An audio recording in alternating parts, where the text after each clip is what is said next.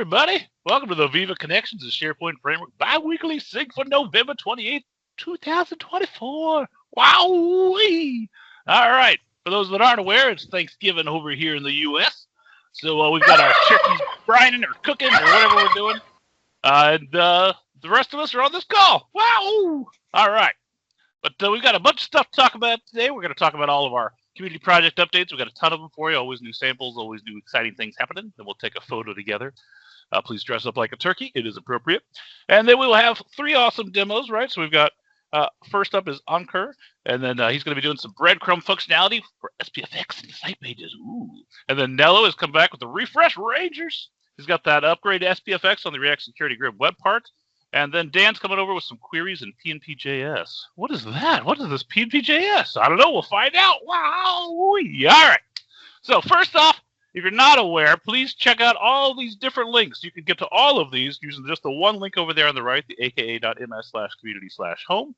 That'll take us to our home page where you can find all of this stuff. But you can also go to these links directly. We've got tons and tons of videos on YouTube for you, from demos to calls. To all sorts of, I don't know, other things probably. I don't know. Then we've got a LinkedIn group where you can discuss things. We've got a Discord group, which we'll talk about at the end as well. And then, of course, we have all of our open source repositories. That includes a ton of tooling for you, things like PnPjs, PnP PowerShell. But then we also have a ton of samples, hundreds and thousands of samples. I don't know about hundreds of thousands, but hundreds and thousands, yes. All right. Now, if you haven't, are you not aware of this call, I don't know how you're here. But for those that are here, this is where you can find the links to those calls. So please come back and join us for our Microsoft 365 and Power Platform call. We've got all Power Platform calls and Office add-ins and so on. It's pretty exciting. Lots and lots of things to talk about. And you can join these live. Join us in the chat. Ask questions right there. If you don't get a chance to join us live, of course, these are on YouTube and you can watch them sped up. All right. And our next call is on the 3rd of December where we've got some lovely demos from Jose and Mark. So be sure to check that out. It should be pretty exciting. And, of course, if you would like to present, so you'd like to be one of the people that's got a demo here, you've got an idea, maybe you've just done something, you're just getting started, you're just really getting into it, or maybe you've got something amazing, or somewhere in between, come inspire people, whether that's open source or not. We would love to see it. Just fill this out, and we'll be happy to walk you through it and coach you on it, help you make PowerPoints even if you'd like. And then, of course, David, you want to talk about this guy? I do, Chris. Thank you very much. So, friends, sharing is caring is alive and well. We just had a session this last Monday. It was fantastic. A number of friends from the community made their first ever contributions to GitHub, and you can too. So if you've never been involved with GitHub and you want to be part of it, then don't hesitate to look for our December sessions that will get scheduled here soon. They'll probably be late December because that is just this weekend, but we are excited to continue this effort. It is live and hands-on, and again, as Bo said, Chris made his first ever contribution to the community. So thank you, Chris. Just kidding. But everybody's welcome. It is a safe space, no recording, so you can ask any and all questions that you would like, and we'll learn together, and it'll be wonderful. So it's a gateway to getting started in the community. It's absolutely free. And of course, once you do contribute, we want to recognize you for the amazing work that you're doing, which is our community recognition program. So lots of fun new badges for this time of year. We've got the season of Gitting, Gitting. We've got our snippet of our slice of samples, and we've got our snippet sorcerer, the brand new one. So for all those that aren't aware, this is, again, an absolutely free program. We are powered by Credly. We work with Credly. They are a business. They do charge, but we cover that cost for you. These are real and accredited badges as well, and they will show that you are making a difference in the community. So get involved. You can put them on your blog. You can put them on LinkedIn. You can associate them to your resume, but show them to your managers and show them to your clients that you're making a difference and you're involved. So get opted in, ak.ms/community/recognition. Chris, wowee, back to you. You know, I made a joke about watching these recorded on YouTube and speeding them up. I don't think you should do that for that section right there. I don't know what you mean. All right, Vesa, what you got on the SharePoint framework? Wowee! So quick recap, we're still running through this feedback forum. So if you have any automations and things what you're running in Gulp, we're looking into modernizing some of our tooling within the next semester, meaning the spring timeframe. There's a lot of stuff in the pipeline for spring again, and we would love to know what kind of tooling and automations and changes you're doing in the Gulp tasks and all of that, so we can actually help you on the transition potentially in the future and there. On the roadmap side, nothing special, no updates actually in here. What we can tell directly. 120 is still the latest G8 version, and 121 will be coming, of course, out in the spring. We're looking into bundling a lot of cool stuff in that one as well, but nothing too dramatical. No changes from the last slide, as mentioned. And then the next slide is kind of a recapping on, hey, what we are, what's the recently shipped, what is in works, and what is the future. So within works, just a kind of a recap there. Viva Connection cards and SharePoint card web part is coming. There's going to be a simple version of that first, and then it's going to get a bit more modified, but every single site can have dashboards or dashboards when we start, and dashboards in the future. And then you can use the exposed cards within the sites, which is really cool. Power card support, we've shown that in some of the community calls, Viva Connection cards in Microsoft Copilot and ODSP Copilot. That has been shown, that's coming. It's GAing pretty soon, and content security policy is coming as well. So a lot of additional security and focus from our side. But that's kind of the in works, the short term, and then there's a lot of stuff in the future which we will share obviously in upcoming months and weeks and so on. But I guess that's all good from re-engineering side. So let's move on to projects. Ooh, a lot to be grateful for. Yes. All right. Yes, indeed. So, Adam, you want to tell us all about this blog? Yes, sure. So we do have a PnP blog. Maybe you heard about it. And in the last 2 weeks, there were 2 new blog posts added to our blog. One, Trust but Verify by Kinga Casal, and another blog post by Luis Fries, how to make a SharePoint web part multilingual. So really cool. And every voice matters. If you want to contribute your own opinion, feedback, learnings, whatever, you can always do that by scanning this QR code, and there you have all the information how to contribute to our blog post and share it with the community. And if you will do that, you can also obtain a blog author badge if you opt into our recognition program. Okay, back to you, Chris. All right. So let's talk about these Copilot prompts. We've got a really cool prompt library for you where people are sharing prompts, and you can find all sorts of interesting things there. So if you're looking for guidance on how to get started in that, or for some ideas, right? You're just looking at that blank box and saying, what is the power of AI? I don't know, right? Well, check these out and get some inspiration. That's the word. And of course, we also find our prompt of the week. And we've got another one from Arcee here, who is just killing it lately with these. She's been our prompt of the week, I don't know how many times, a couple of times. So she needs some competition. Get in here with your awesome prompts, right? All right, so she's got an awesome one about the Office script, right, for comparing Excel files across a SharePoint document library and generating reports with the differences. It's pretty awesome. So check that out. I think you'll be blown away. All right, and then Bo, what you got on this thing? Yeah, good morning. It says 4.7 to be released November 18th. So we've actually gone back in time, and we did release it on November 18th. Big updates here. Wow. So the first one is we have a beta release for Lambda expressions, which Dan's going to show off today. Super pumped about this. This was a year-long kind of iterative back and forth effort about how we would want to implement that, and Dan kind of crushed it. So excited to see that demo. Added some documentation, some missing exports. We did have a breaking change. So the OneNote API did get changed to OneNote Pages. And that's because we've now added support for Microsoft Graph API Pages support. It's a work in progress right now. The Graph API is a little bit difficult to work with the Pages. So we're hoping to get some helper methods out there so it's easier for everyone else to implement on there, but please take a look. Let us know what type of helper methods would make it easier to use the Pages API. We also released site open extensions. This is kind of future-proofing ourselves for the deprecation of scripting and no more property bag. So we will have open extensions on Graph for your sites. Then we fixed some bugs, and then we added a new behavior for debug, which debugs and logs the response headers from all the requests into the console. We no longer support v3, so upgrade to v4. And as always, you can check out nightly builds by installing @v4 nightly. Back to you. And I think by the time Dan's demo's done, everybody's going to want to be on version 4. So, all right. Now it's over here. Adam, what you got here for the CLI? Okay. So hi everybody. Hi again. So in CLI we're going to have our 100th release this month, and it's gonna be after tomorrow.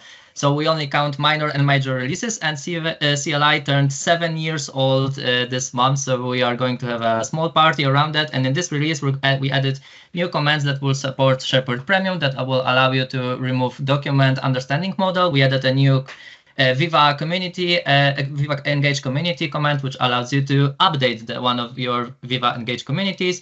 We had 17 improvements and fixes, and we added in our docs our brand new page where we gather quotes and testimonials for our contributors, users, clients to share their feedback and all the love we got all over those years. So if you want to pitch in and add your own feedback, you can always do it by following the link I just posted in the chat.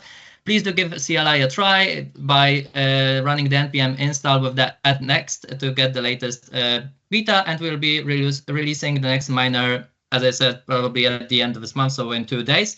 And you can follow us in all of those places, so this Discord, GitHub, still Twitter, and now we are also on Blue Sky, where we are starting to promote as well. So find us whenever you want, and give CLI a try, and happy coding, everybody. Back to you, Chris. Ooh. All right, so now we're going to talk about this dev proxy. So if you're doing kind of development against the graph or some other APIs and you're wanting to test that, right, you want to actually find out what happens when graph throws up on you before it throws up on you in production. This is a great way to find out if your code can handle it. So please be sure to check this out. We've got more about that later. All right. Reusable SPFx controls. Let's talk about those as well. So if you are doing any kind of SPFx development and you're not using, why? There you go. So I always use these.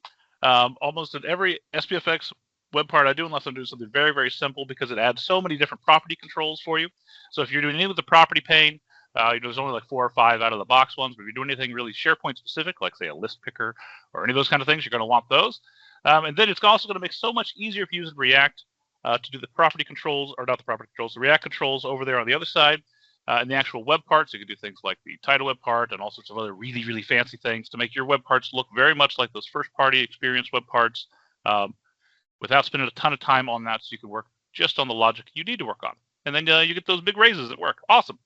And then Adam, I think we're back to you again.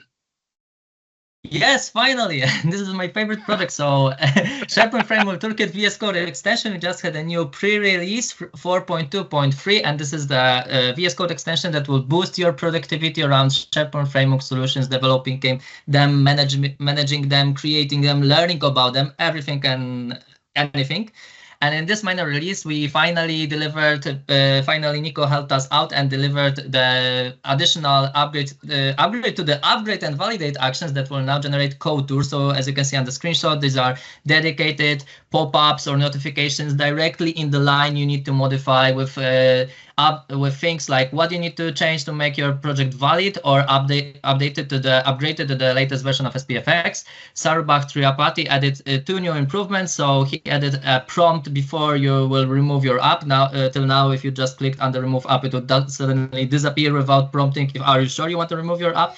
And he added a new upgrade action that now, so SPFx has this SPFx toolkit has this area where we list all of your apps in every app catalog. Until now, you could install, remove, enable, disable. Now you can also upgrade and then select on which site you want your SPFx package to be upgraded to the latest version from this app catalog. So really, really awesome. And I added a small tweak in the manage GitHub Copilot chat command that now it will be sure that you are logged in to your tenant before it tries to run a CLI query and retrieve your data from your tenant, because it only makes sense if you are really logged in to retrieve. This manage chat command basically allows you to retrieve data in GitHub Copilot chat, asking the SPFx toolkit about your tenant, so your list items, folders, whatever, everything. Please do give it a try. And we are slowly going to release a new minor with all of those improvements. If you want to help us out, we have 11 issues for Grasp, but you can check them out by finding the link I just posted in the chat. Okay, happy coding, everybody, and back to you, Chris. Woo! Talk to you again in like 2 minutes, Adam. Just kidding. All right, Gasper. Sorry. You're fine. Great. Right. So we are still on 4.14, and that's a pretty stable release. We haven't had any issues reported yet, and we don't have any issues, I guess, perhaps. But the highlight of this week is that we have a new sample by Corey Havley, and just sit right there, and it's all of those nice little features that you can always see how to actually implement this kind of custom tweaking of the existing display web parts. So we have a sample for that, as you see there in the repository. So if you are using PnP modern search and you need to tweak your search web parts, please go there and have a look at. And it's both for the result web parts, it's also for the refiners. So give it a try. And if you have a new sample that you would like to for the rest of the world to see, please reach out and contact us, and we will add it to the repository right away. Back to you, Chris.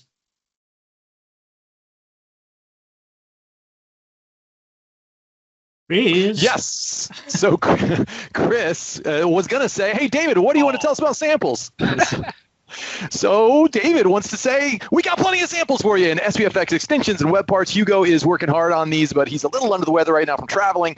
So we just want to let you know he's processing and working with everybody. Please don't hesitate to contribute. And if you'd like to learn how to contribute, that sharing is caring session is there for you. Now let's move it over to Aces with the new. Thank you, David. So yeah, in the Aces, there are a couple of PRs that I need to process and merge. I will do that soon. But yeah, do contribute your samples over there. Just to give you an overview of what ACEs are. So if you've got Viva Connections in your organization, then they can be personalized and extended. One way of doing that is through ACEs or adaptive card extensions. So these ACEs, they enable users to view information quickly at a glance or even interact with the cards. As you can see, there are some examples on this slide over there. So this data in the cards can come from, say, different systems in your organization, like your annual leave system or expenses, or from external sources. So Microsoft provides some of the ACEs out of the box. We can create our own ACEs using SPFx, and one such place one place to find such ACEs is the PnP ACEs repository. So go ahead and have a look at that repository and contribute to your samples. Back to you, Chris. All right, thank you, Dupe.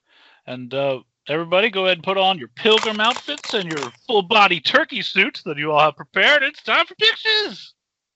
That's right. It is picture time. So we've got a nice tribal council. I guess Vesa's looking good. He's got the shocked face going on. So turn those cameras on and we can get a capture of you all and those smiling faces here in a moment. Thank you all for joining. Oh, we've got a Jedi, I think, in the front row there joining. All right, look at that. Good. These are the contributors you're looking for, I think is what the phrase would be. A couple more seconds. We're just a little over time, so we'll try to accelerate this, but great to see everybody. Let's give you just one more second or two. We got one more row there. All right. We can 3, 2, 1. Wave everybody to the community. Show how awesome you are. I didn't even turn on my camera. Let's see if I can sneak in there. All right, everybody. Let's see. Looking great. All right. There I am. Nope. See, I'm still there. What do you know? All right. Thank you, everybody, for all that you're doing. Thanks for joining today. We've got a great collection of demos in store for you. Chris, back to you. Ooh, and then not back to me because we're going over to Ankur. So, Ankur, if you're ready, go ahead and take over the screen and go for it. Yeah, thank you, Chris.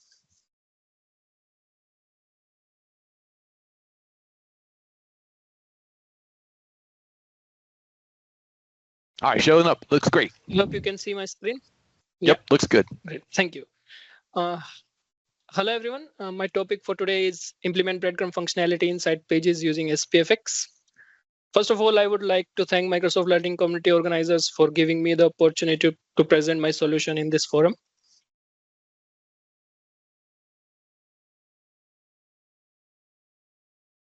This is a quick introduction about myself. I'm Ankur Chaudhary. I'm a technical lead at HCL Tech. I'm working as a SharePoint consultant for Volvo Cars. I'm a SPFx developer. I have worked on different versions of SharePoint starting from 2010 and other Microsoft 365 related applications. I have done Microsoft certifications in Power Platform and Azure Fundamentals. If we talk about my hobbies, I love to play cricket, I love to travel, and love to share knowledge. You can connect with me through LinkedIn on mentioned ID, or you can directly email me at the given email ID.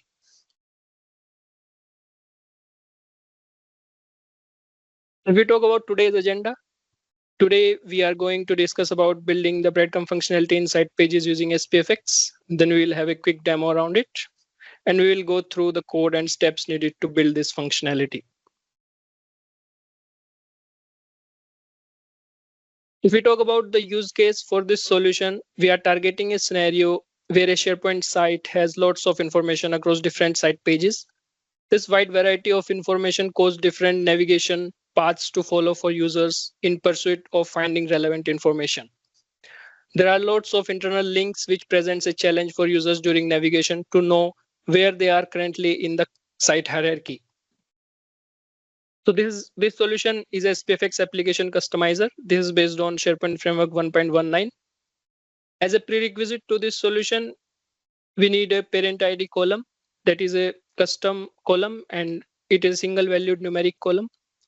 So based on what value we provide to this column, the solution will dynamically generate breadcrumbs on the site pages when user visits the site page. This solution utilizes 4 different columns from site pages library. File ref, this is out of the box column containing the URL of the site page. Title, again out of the box column containing the title of the page. ID, this is containing the ID of the site page element. And then parent ID, as I mentioned, this is a custom column, numeric type column that we need. Let's jump straight to the demo.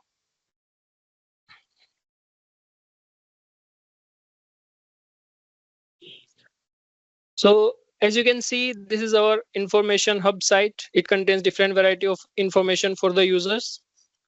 This information can be some policies or information related to any processes. So nothing fascinating about the UI here. If we go to site pages library,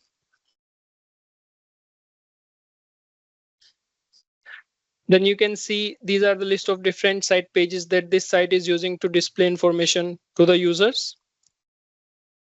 These different categories and variety of information stored in these site pages, and we have already configured the parent ID column, and we have provided desired value to it so that it can make a one-to-one relationship between the pages, and based on this relationship it will display the breadcrumb.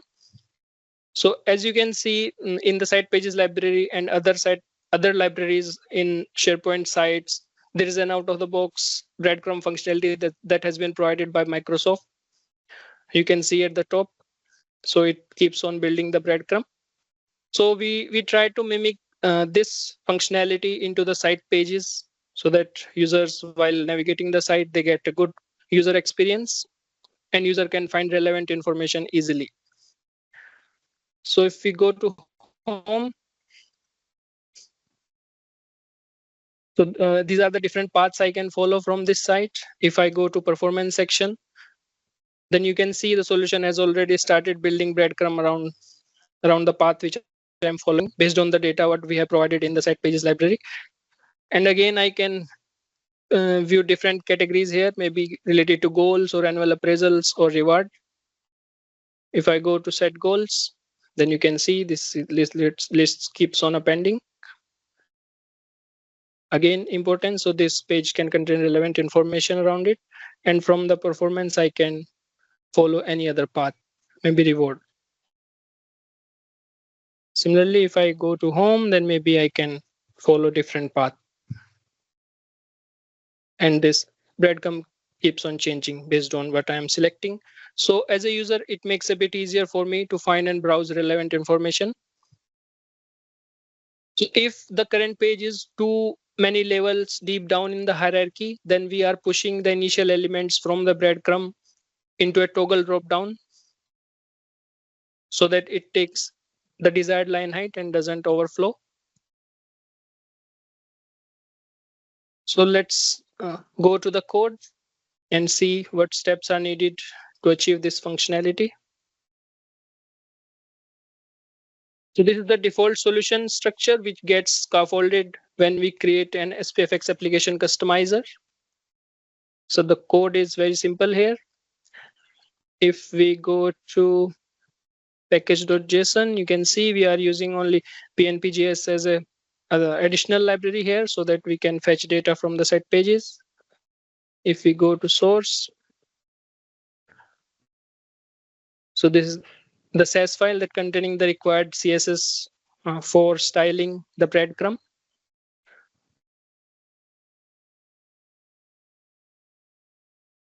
Page hierarchy application customizer.ts. This is the main entry file for this application customizer. We are making use of caching functionality from the PnPjs, so that page calls to the site pages library can be reduced. So on initialization, when we, and on the page navigated event, when any user navigate to any page on SharePoint site page library, then we are calling a fetch pages method. This is the main method that initially it is getting all the pages from the site pages library and then building the breadcrumb out of those pages. So as you can see, the get all pages method, it is selecting ID, title, parent ID, and file ref from the site pages library. Once all the pages are fetched, we are taking the current page ID and then calling a build breadcrumb method with the current page ID. So build breadcrumb method, what it is doing, it is generating an array based on the parent ID, what the current page has, and fetching all the hierarchies of the page. And once the array is complete, then it is calling a render breadcrumb method. As you can see, render breadcrumb method is used to rendering the breadcrumb, and then we are calling a generate breadcrumb HTML method. Basically, we are generating the HTML at the runtime, generally pushing the anchor elements to the breadcrumbs so that it can take the desired format. And then we are fetching the title section of the page. And once the title section is fetched, we are pushing the generated breadcrumb below the title section. You can see here. So to handle the toggle drop-down functionality, we are making use of check overflow. So check overflow is checking at the runtime whether the desired breadcrumb is fit in the given client height, or we need to push the breadcrumb to the toggle dropdown. And then it is generating the toggle dropdown at the runtime. And we are attaching an event listener to the document so that whenever any user clicks anywhere on the page, then the toggle dropdown can be collapsed. Yeah, this is all from my side. I hope someone will find it useful. Thank you for having me. Feel free to provide any feedback. Happy coding. Back to you, Chris. Awesome. Thank you so much. This was Ankur's first presentation, and I think you knocked it out of the park. Great job. So what we're going to be talking about today is the new PnPjs filter queries. Well, I guess I should actually start with who am I? My name is Dan. I'm a Microsoft 365 development and Microsoft Graph MVP.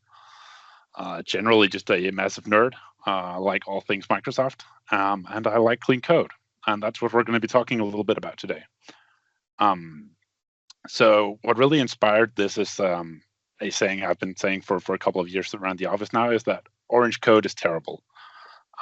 So with that in mind, that orange is the new bad, we should kind of find a way to remove any orange code we can. And when I say orange code, what I mean is, like, looking at this query right here, we see a web API lists filter query that is now suddenly like something that could change. Getting it on the list endpoint, it won't really happen. But if we're filtering on list items, what if somebody deletes a column and it's not mapped anywhere? There's no type checking. We can obviously improve this code a lot. This is taken directly from the documentation on SPFx. The first improvement is we could start using things that would help us make sure our orange code is encoded correctly. We can do that just using the default libraries in JavaScript and the URL constructor. Now, the next step from this would be something like PnPjs, an awesome tool that Bo, Julie, and Patrick are all working on, that allows us to abstract a lot of this basic routine code away. So like all this whole context, page context, web URL, we get all of that for free. We don't have to parse our results to JSON. It all happens automatically in a single line. Now, the next step from this would obviously be some kind of type checking. So say we're filtering on the lists. How do I know there's a property called hidden? Well, that's what we recently made in collaboration. Me and Bo and Julie worked on this for, as Bo said earlier, like a year, which means that our filters today can actually look like this, more lambda-like. Now you'll notice the hidden is still orange text. I'll get into that in that demo just in a second as to why that isn't technically as bad as it looks right now. So let me just share my other screen here. Now, so what we have here is just a list of sessions that are all from ESPC 23. When I prepared for this, we didn't have the 24 sessions yet. There's sessions and there's a list of the speakers and they are joined. I did not realize when I made this list that I made the mistake that sessions can have multiple speakers. I did not map that correctly. So there are some sessions that just ended up without a speaker for some reason. We will also look into that. Now, the tools we're going to be looking at today is PnPjs. The documentation's right here. I'm sure there will be a link in the chat as well. Now, the easiest way to test something with PnPjs is using the tool SPEditor. SPEditor allows us to run the code inside the browser really quickly. So let's do a demo of that. What really happens is I just press F12 in my browser. I have a new tab up here that's called SharePoint. Whenever I click into that, there's a bunch of really cool features. This is an amazing plugin. You can't really live without it. But what we want to do is click the PnPjs console. This right here allows us to run PnPjs code inside the browser for ease. So you can see here the title session is the web title is ESPC 23. Now I've prepared some code that will be shared as well, that you can easily test with yourself. Essentially what this does is just overrides the SharePoint UI. This is a terrible hack you really should never do in production, but it allows us to see the responses that we're getting. So now I have a request here that is, give me all the lists which title is either sessions or speakers, and select their ID and title. And I can hit Control-D to run that. And we will see that I get 2 results. Now this is what we just talked about in every possible way, really bad code, because these things aren't type checked. So looking at the new queries, what we can do, we could essentially write filter L, you could do whatever here, I do L for lists, any text field on that list, and it will autocomplete you here, give you any strings that are on the list type. There's also description. Give me anything where the title equals session or the title equals speakers. This will work exactly the same. I just executed it. We can see over here the result is actually the same. Now, what we could also do, and where things get a little more interesting, is we added some things that aren't technically in the REST API, such as an in operator. This allows us to write the exact same query again. So now we're saying, give me anything where title is either session, speakers, and we could add another one and say documents here. And that will give me a new list. This is really scalable for whenever you're dealing with arrays in your code and you don't want to join all those things together yourself. Now, all of this is pretty cool, but where it gets really cool is when you're working with list items. So let's say we want to work with those speakers. I've made a couple of interfaces up here, one for my speakers and one for my sessions. These are the internal names. And for the speaker field, which is the lookup, I've set the type as speaker. So there's a reference between those two. This will now allow me to go down here and say, so what I did first is I just mapped the lists out and I have some selects so that we don't get a bunch of extra fields we don't need. But I could technically now go in and say, give me any sessions where the category is equal to Microsoft Teams. That's the same as writing this code right here. But instead of me writing out the text and remembering that category is a field, we now have the fields automatically mapped. And this is pretty cool. But where it gets even cooler is whenever you want to write something that's a little bit more complex. So you could do a list of topics that interest you and just say that's a string array. I'm going to say SPFx. I'm going to say development. And I'm going to say SharePoint. And then what I could do now is just say sessions, filter, And now I'm gonna like type in here that it's a I session type. So this right here is the important part when you're working with list items. And I can say S for session, and I can say s.and, because I'm now gonna group a couple of queries in together. The first one I'm gonna do is s.or. This now means that I'm saying anything that's here, but we're now creating a new scope, so to say. We could say s.text, and we could say the title contains, and I could say SPFx. But what we're going to do instead is we're actually going to do the topics, and we're going to use the spread operator here, and we're going to map this, meaning that we can now say any session that contains one of those topics. I want those. And then we can go down here and we can say s dot, let's say number field. And we have the session level. I'm only interested, oh, forgot a comma up there. I'm only really interested in sessions that are greater than level 200. That's not a string. So what you'll also notice here is there's a lot of type validation. And we of course need to put that in the variable.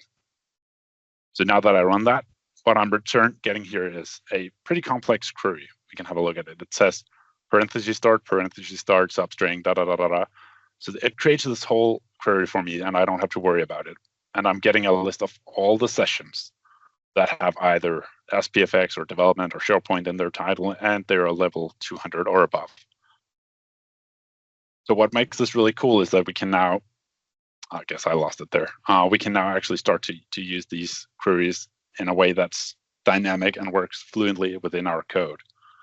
And we can do that a lot more complex than previously, or at least before. I've seen a lot of people where you just append a bunch of stuff and you join it with an and you kind of hope it works.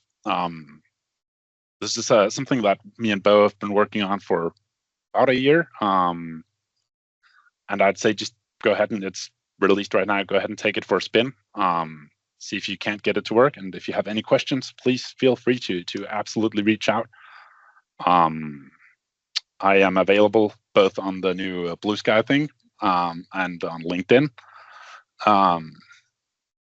Yeah, go ahead and reach out. And if you're at ESPC these coming days, go up and say hi. I'm happy to have a chat about it. And make sure if you find any issues, create them in the PnPjs repository. I'll get right on those. Awesome. Thank you, guys. So again, that stuff is available right now in V4. So again, if you are still on V3, now you've got an even bigger reason to upgrade to V4, because that is huge, right? So that's almost like PnPjs for PnPjs. Like, it's crazy, right? It's it's amazing. So we'll go ahead and jump over to Nello though. So Nello, if you want to give it a try again, we can jump over for you. Got that? Go ahead and share your screen and go for it. Doesn't work. I'm sorry. If you give me 2 minutes, yeah. Sure. I'm going to just put Dan on the spot then for 2 minutes. Dan, good job, buddy. All right, Dan. So if you're around, come back and tell us a little more about, so when you were developing this, so I know a lot of the PnPjs is built on queryable, right? So if you can go into the details on exactly how some of this works compared to the queryable. We could do that, absolutely. Yeah. Let's see if we can't get the code up here. Perfect. You probably want to add JS here, so we can actually find the file, because I did not develop it on this PC. I'm going to zoom a little bit, and it's probably packages, SP queryable. There we go. So what's actually pretty cool about this, we're just going to dive into the tech a little bit. It's a bunch of magical TypeScript that, honestly, a lot of it Copilot helped me write, because I would have no clue what it's doing. There are these types that are just insane, used to extract which type of object you're working with, if it's a string or a number field, because even if you're doing lookups, this actually validates that you cannot do a lookup to an Boolean field. You can only do lookups to number fields and text fields. All of that is handled through this.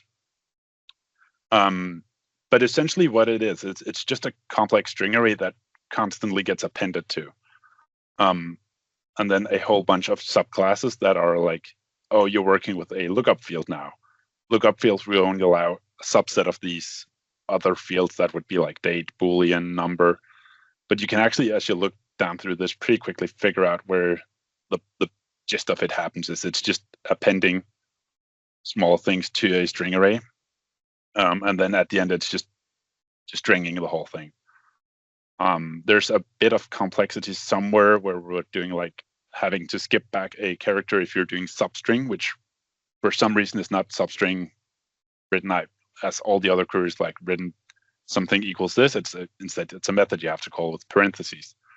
So there's some complexities there. You can see here we're just saying filter starts with, then a parentheses internal name, comma, the OData value of whichever value you're providing. Because we also handle date times for you.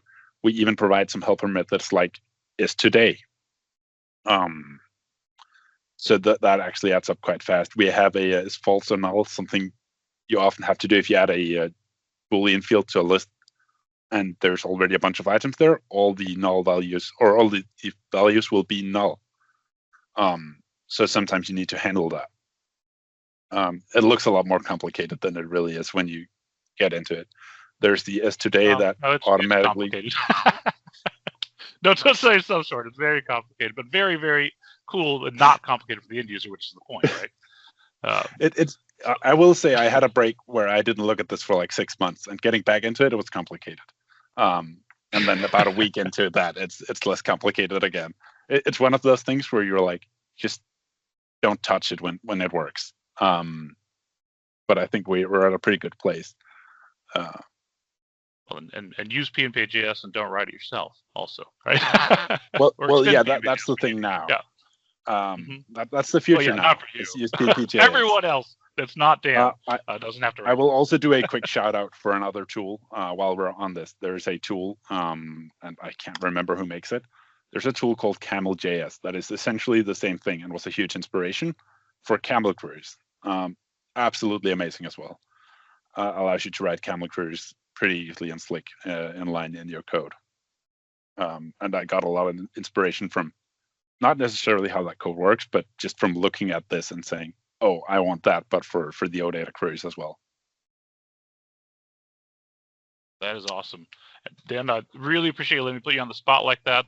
Of course. I think that was extremely interesting to see some of that, right? Not just see that demo, but to see some of the code behind it, see what the work that went into that, and see some of the complication that PnPjs is taking care of for us. As we are all here, I'm just going to show this. Actually, do you want to see SharePoint agents? I'm prepping a demo for next week, and that's actually incredibly cool stuff.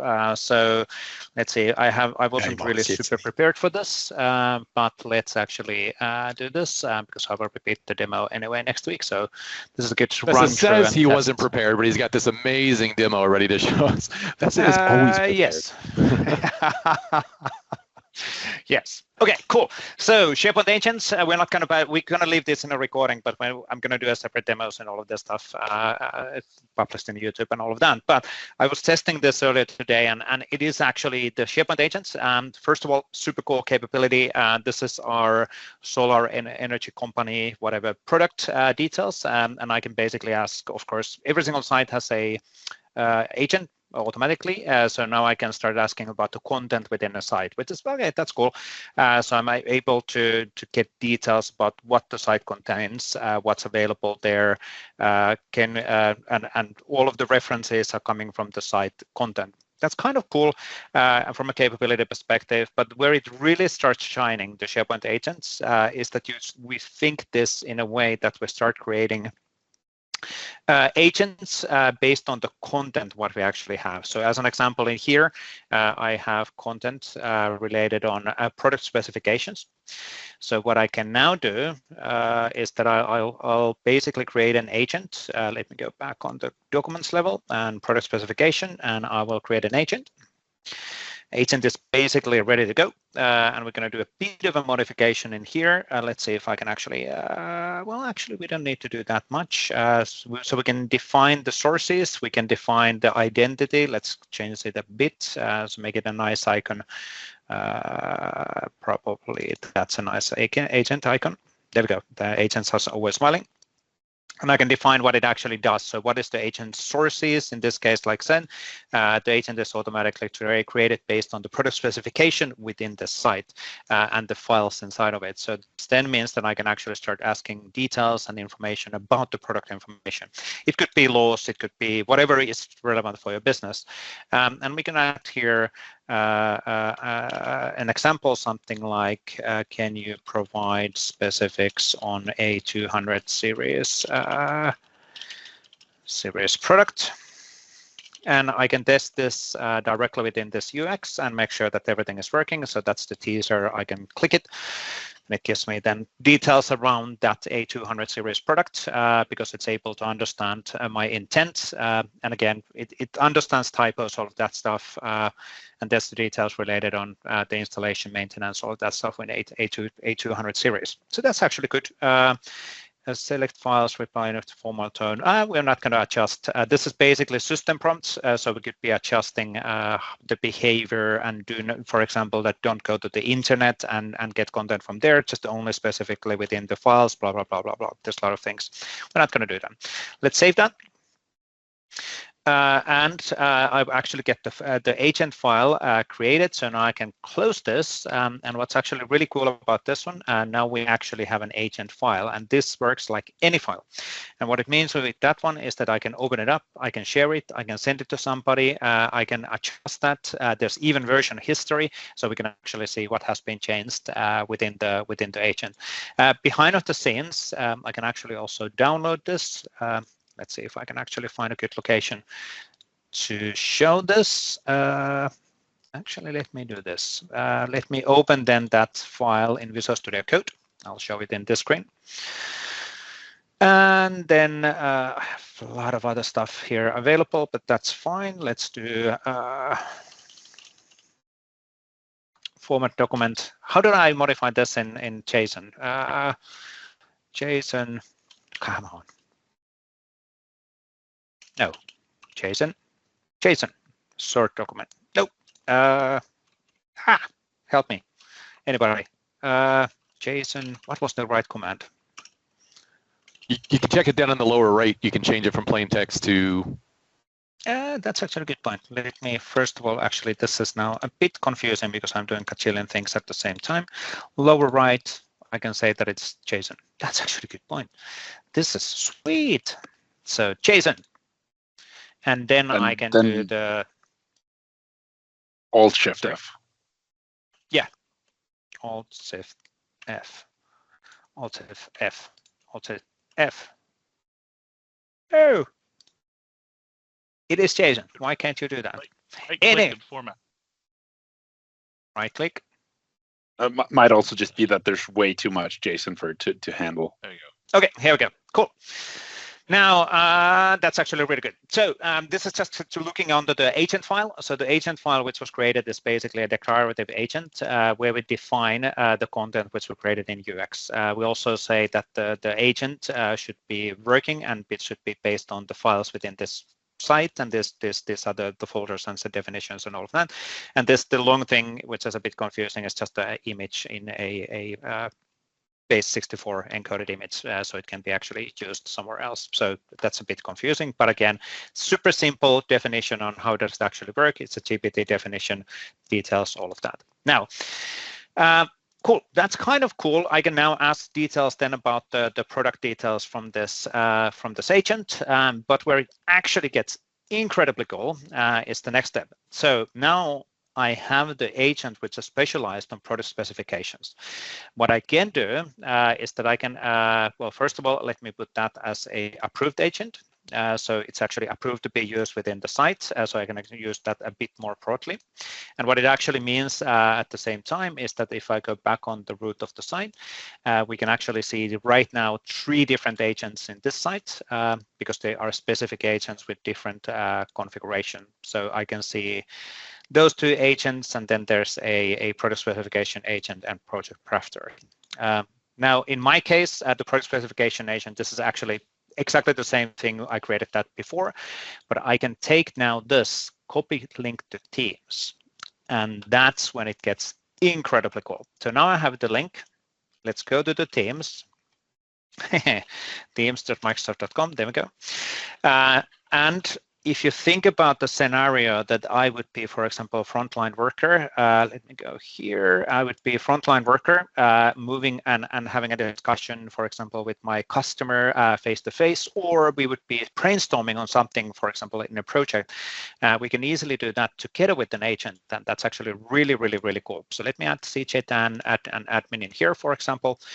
And let's create this chat around the Seattle installation. It's a bit small. Let me actually a bit zoom in so you can actually see what I'm happening. Apparently, facilitator jumped in as well, which I didn't ask it to jump in. It's a bit annoying every now and then, but it's fine. So it's actually helping on the, if there's a lot of text, I can ask summaries and all of that from the chat. So now let's actually rename this quickly as Seattle project. And remember, I copied the link of the agent. So what I can do now is include that agent in the discussion.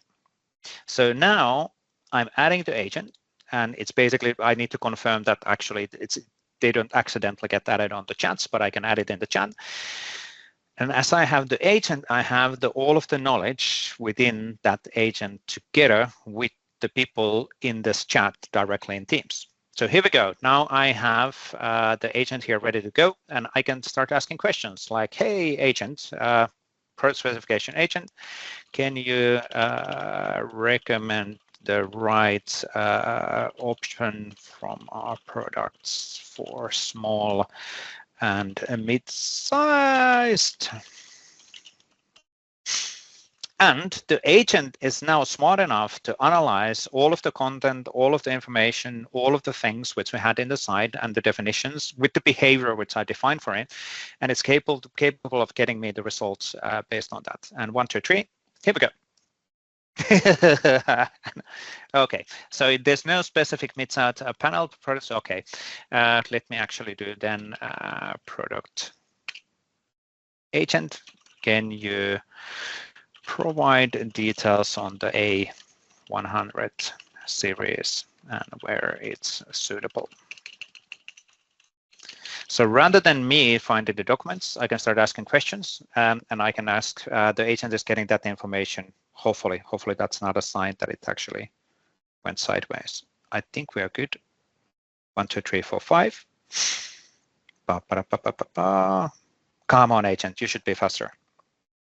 He's looking around, checking details, asking details, and there we go. So A100 series, panel types, all of that, that's all cool. The details are available. Now, where this actually is really, really cool as well, so I can say all of this also in, let's say, Swedish or in Finnish. So now I can flip the language, and this is actually incredibly cool. So product specification agent can do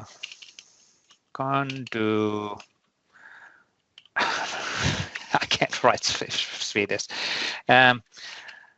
Voitko jakaa tietoa A200-sarjan panelista? So even the source content is in English. It's capable of understanding, of course, any language, because it's smart enough. It has the LLM and all of the skills behind of the things. This is Copilot, Microsoft 365 Copilot, so it understands every language with typos and all of that stuff. And the source material is in English, but guess what? It answers me back in Finnish. So now it did the full-time runtime translation during the time of getting that, getting the details of the information, and that's pretty impressive.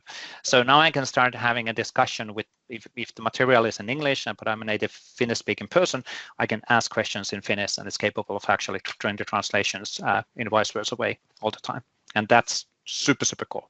And of course, in any of the responses, it's always referencing back and saying, hey, so these are the recommendations, those are the sources, those are the information, and it's coming from this file. So if I need to get any more details related on some of those facts, I can absolutely go to the file and get to the details as well.